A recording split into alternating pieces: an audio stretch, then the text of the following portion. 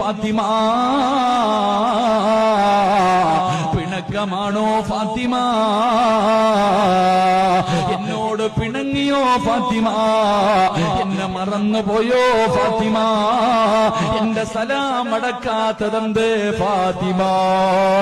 മരണപ്പെട്ടു പോയ ഭാര്യയുടെ ഖബറിന്റെ ചാരത്ത് ഒന്നാമത്തെ രാത്രിയില് ഒരു ഭർത്താവ് ചെന്നിരുന്ന് കരഞ്ഞുകൊണ്ട് പറയുകയാ, സലാം അടക്കു ഫാത്തിമ, പിണങ്ങല്ലേ ഫാത്തിമ, എന്നെ മറക്കല്ലേ ഫാത്തിമ. അവസാനം സലാം പറഞ്ഞിട്ട് മടക്കാതെ വന്നപ്പോ ഫാത്തിമ ബീവിയുടെ മുകളിൽ വാരിയിട്ടിരിക്കുന്ന പച്ചമണ്ണിന്റെ മുകളിലേക്ക് കൈവച്ചിട്ട് അലിയാര് തങ്ങൾ പറയുന്നു, ഖബറേ,